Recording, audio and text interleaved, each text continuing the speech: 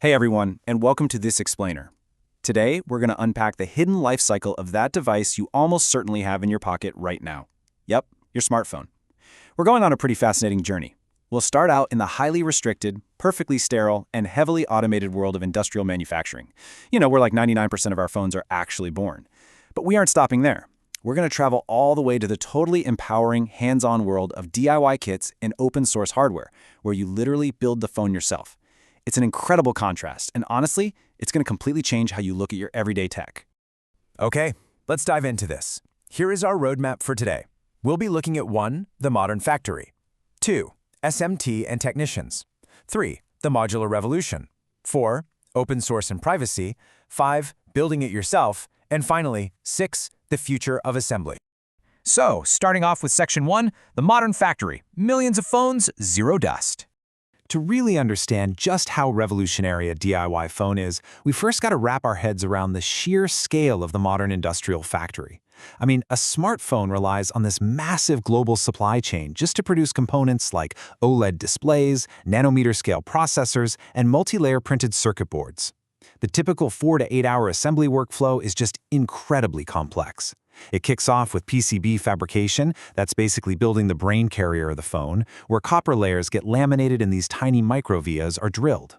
Then it moves right into automated SMT assembly, followed by subassembly where things like camera lenses and touch layers are actually bonded together. Finally, it hits the final assembly line.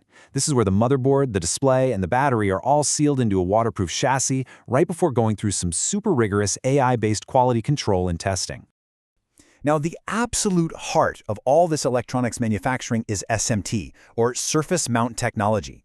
Instead of human hands plugging in wires one by one, these crazy automated pick-and-place robots mount microscopic components directly onto the board. Then, a reflow oven melts the solder paste to lock them perfectly in place. In a modern factory setting, these SMT robots can place up to 60,000 components per hour, and they do it with micron-level accuracy. It is, quite frankly, a breathtaking display of automation. Moving on to Section 2, SMT and technicians, quality control. But here's the thing. Those billion-dollar robotics, they don't just run themselves. They require a seriously highly skilled human workforce. Taking raw parts and turning them into a finished phone demands strict oversight from certified smartphone assembly technicians. These folks go through extensive training in electrostatic discharge, or ESD safety. That's super important, because just one errant spark from a finger could completely fry a delicate motherboard. They're also responsible for maintaining strict cleanroom protocols, managing the automated optical inspections that check for hidden soldering joints, and monitoring those AI-based visual inspections we mentioned earlier, which catch the tiny cosmetic defects a human eye might easily miss. Which brings us to a really critical crossroads in our explainer today. So, what does this all mean? We see this incredibly complex, highly trained, micron-accurate factory system, but must phone assembly actually be restricted to these billion-dollar factories? Do we, as everyday users, just have to accept that our devices are permanently sealed black boxes? That brings us to Section 3, the modular revolution, unlocking the black box. Well, the short answer to that question is no, absolutely not.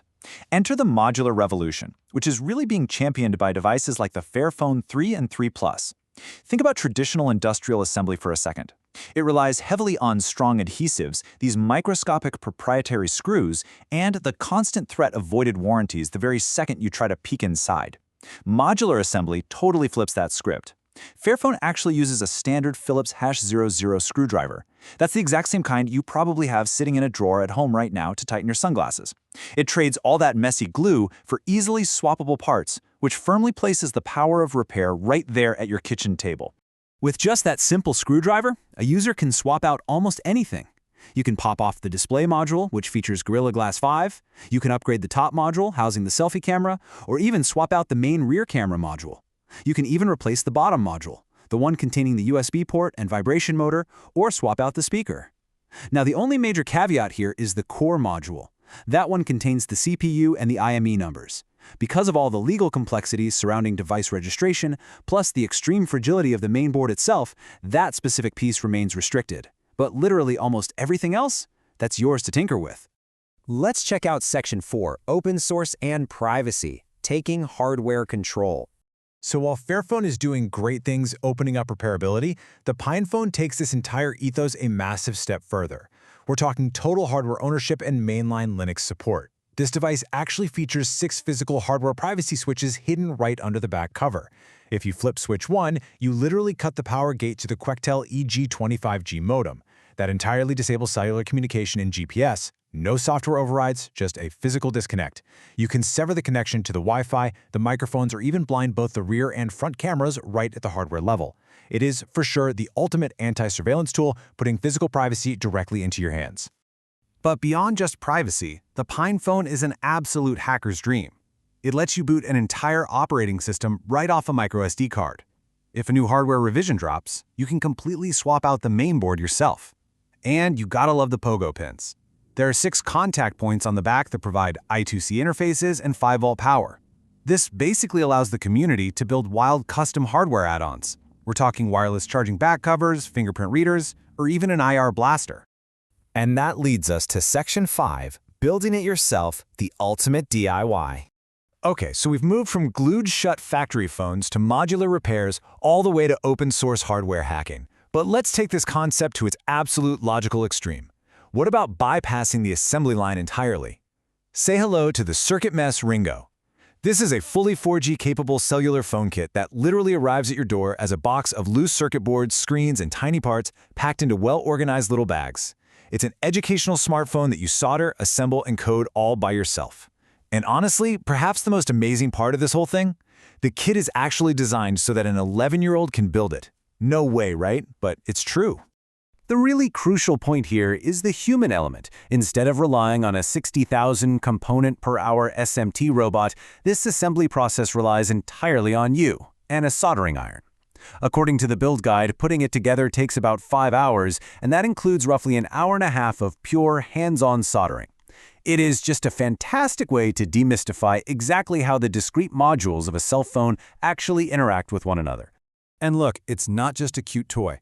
Depending on where you live, you get a real network module, like a 4G module with its own antenna, so you can make actual phone calls and send SMS text messages. It features this really cool, customizable, laser-cut casing, and even includes a physical joystick and A/B buttons. Why? Because you can totally play retro video games on it. Or better yet, you can use C++ or Python to code your very own apps and games. It even has programmable NeoPixels on the back that you can make light up dynamically. It's the whole shebang. Finally, Section 6, the future of assembly. We've traced an incredible spectrum today. On one end, we have the immaculate, heavily automated precision of industrial manufacturing that scales to billions of people all over the globe.